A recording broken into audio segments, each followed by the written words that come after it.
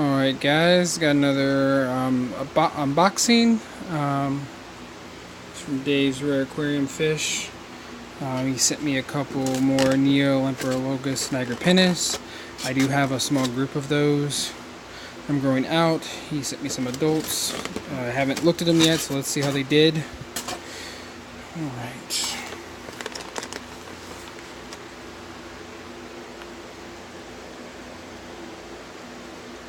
I don't know if you can see him. She's definitely alive, not moving much.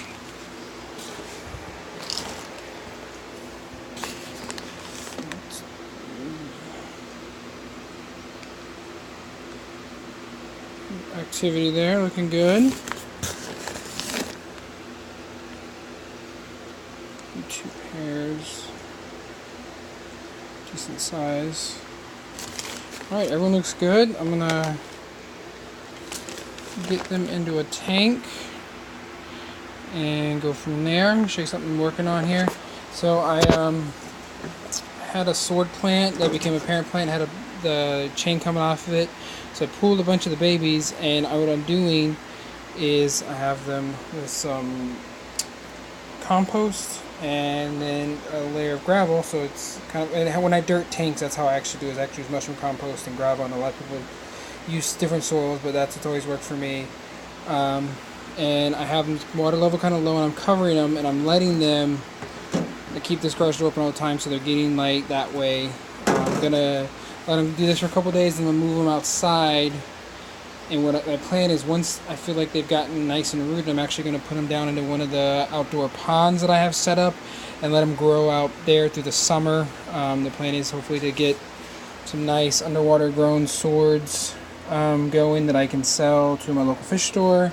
The reason I'm covering them is I don't want them, while I'm letting them get rooted, better to switch to too much immersed growth, because I want to try to grow them submerged, but keeping the water level lower now so they can benefit from a little CO2 action. I'm hoping by keeping it covered, it'll keep it moist in there, that the growth will stay submerged friendly, because these were all submerged grown.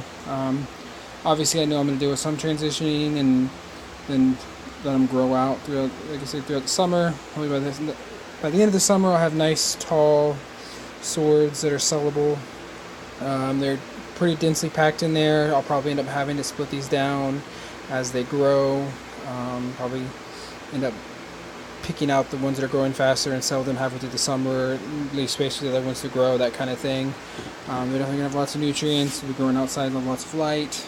And hopefully it'll be the offer to local fish store some nice underwater grown swords. Because I know that's one of the more frustrating things about buying plants a lot of times, that they weren't grown underwater. You get these nice pretty plants and then they just die back on you, especially with swords. And these ones will be already submerged grown, so they should be great for whoever gets them. Alright guys, can get these fish in some water. Just gonna do just do a little pop and drop action. I'll definitely check in on the next update.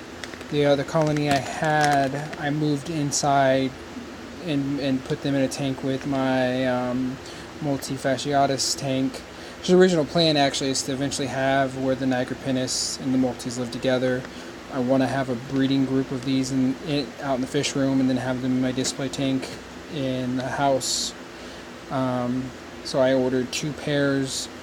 Hopefully these guys will sex out quicker. Maybe I can get breeding quicker. At the same time, I'll be watching the 6 I have in the house, and if a pair seems to form, I'll probably pull them back. And just trying to get some breeding going with these guys, because I don't know, they're fun fish. They're a little challenging.